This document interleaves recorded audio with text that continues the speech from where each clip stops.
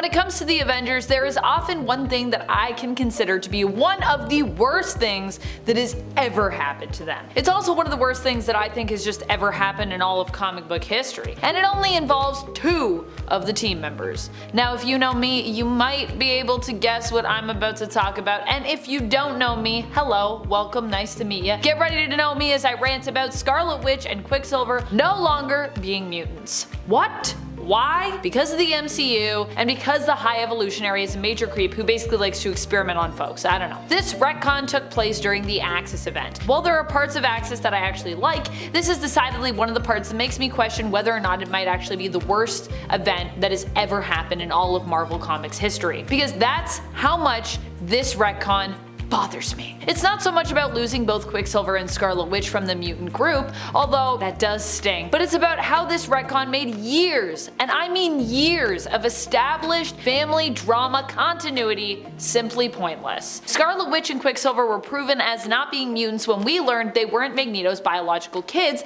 after Wanda attempted to basically put a blood curse on her brother and her father. While Pietro was affected by this, Magneto not so much. The good news is that during the Krakoan era, Magneto did firmly establish that he still thought of the twins, Wanda especially, as his children, even though of course they are no longer Magneto's kids by birth. It was established by Magneto that the twins would always be considered a part of the Maximoff tree. Super cute. A nice gesture, but I also still desperately want this retcon to be undone. Yeesh, this next one is probably one of the worst things I've ever seen. When I think about it from a psychological perspective, well actually I can't really fully do that because it just messes me up too much when I try. This one happens to be an Avenger in an alternate reality, by the way. Basically, during Marvel Zombies, most of the heroes and villains succumb to the zombie virus, but of course not all of them. One of the people that manages to survive for a good long while in this reality is T'Challa, aka Black Panther. In the main continuity, Black Panther has actually led the Avengers, fun fact. Unfortunately,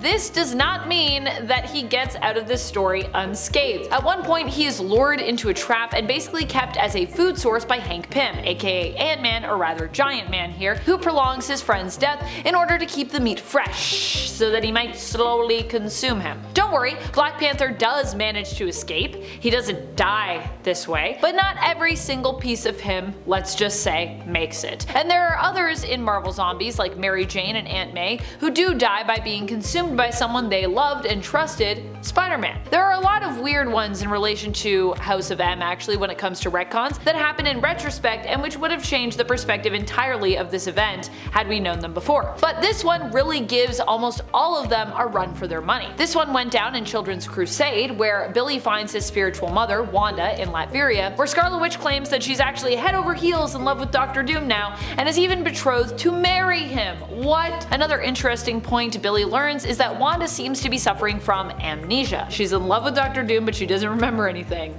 Interesting. Turns out this was all seemingly part of a plot of Doom's to steal Wanda's power. However, it's also implied that the two did really have feelings for each other here, despite Doom's claims that it was all a fervent sham, and that Wanda means nothing to him. In his anger, he even claims that she is so worthless that she wasn't even the true cause of House of M, and that it all actually happened due to his own machinations? Interesting. I generally write this one off as Doom just being frustrated at the result of his plan crumbling around him here, as we still have yet to see any proof of Victor's claim, but it is possible that this was meant to be taken literally and was a retcon that was intended to absolve Wanda of her guilt in regards to all of the mutants basically losing their powers during M-Day. But at the same time, it would also kind of make much of the event feel hollow and take away some agency from Wanda, since Wanda was pushed to her actions due to her own trauma at that time. And while I'm not condoning what she did in House of M, and as a result of House of M, it did therefore make sense for her character to lash out like she did. So I feel like if we get rid of that, if we get rid of her involvement, that event just doesn't make as much sense. Of course, when it comes to some of the worst things to have ever happened to the Avengers, or maybe Marvel in general, we have to look to the alternate reality and series known as Ruins. It doesn't get more gruesome and depressing than Ruins, friends. In Marvel Ruins, one of the worst things I've seen involves what happened to the Hulk here. In this reality, superpowers are depicted as being brutally realistic, so when Bruce Banner becomes irradiated, instead of turning into his,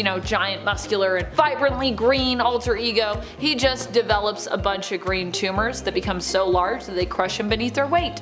pretty terrible. Janet Van Dyne's death in the Ultimate Universe has to be one of the worst that I've ever seen. First of all, we don't even give her enough respect to show her death on panel, as she drowns during the tidal wave in Ultimatum, one of the many poor victims who dies off panel, despite deserving an on-panel death, I'd say. Especially considering Janet at this point was the leader of the Ultimates. But then, it gets worse, she also gets eaten by the Blob for some reason. And yes, I know that this is the Ultimate reality, the original Ultimate reality of Earth 1610, and that this is the Ultimates, not the Avengers, so why are we talking about it? But I would say the Ultimates were basically this Earth's version of the 616 Avengers, and of course when it comes to the 616 Avengers, Janet Van Dyne, the Wasp, is someone who has been a core member for a long time. True that Ultimates had its own Avengers team though, by name, but that team was more like, I would say, Earth 616's Thunderbolts team than anything else. It's also weird that they decided to make Blob eat Janet during Ultimatum. I know he's a bad guy, but he isn't typically known to be a cannibal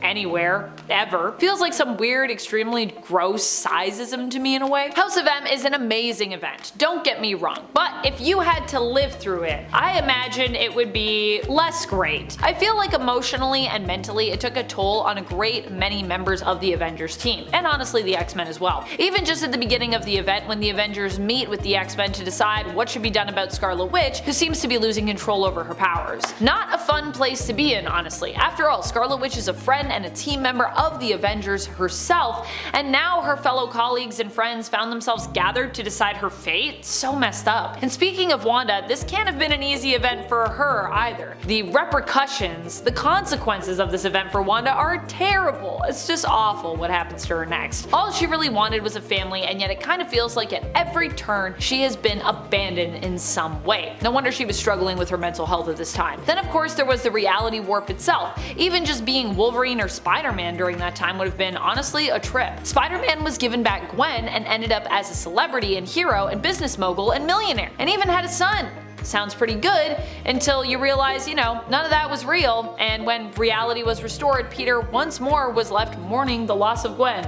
Again. For Wolverine, he was one of the few people who seemed to actually know something here was wrong, but everyone else couldn't see what he could see, so he basically had to run around and just be treated like a loose cannon and a crazy man for a good amount of this event, because people were like, we don't know why you're acting like this. In the main continuity, definitely one of the worst things to have ever happened to the Avengers was when Avengers Disassembled happened. Also, fun fact, Avengers Disassembled leads into House of M, so what comes after that is argumentably even worse. During this event, Scarlet Witch was one of the team's own members, and she attacks her own team. This happens after Wanda realizes that she once had children who had basically been taken from her. Wanda had been made to forget their existence by her mentor Agatha Harkness, although Agatha actually tried to do this to help Wanda. After realizing that, this had happened, it caused a mental break in Wanda, and also didn't end up too good for Agatha either. As a result, Wanda snapped and turned on those closest to her, chiefly the Avengers. She staged an attack on the mansion that would cost the lives of Vision, Ant-Man, and Hawkeye. It also put a few of the team's members in critical care for most of the event, and resulted in a few teammates choosing to actually resign and leave the Avengers for a time. That's about it. I'm your host Amanda McKnight. Until next time, you stay nerdy, YouTube.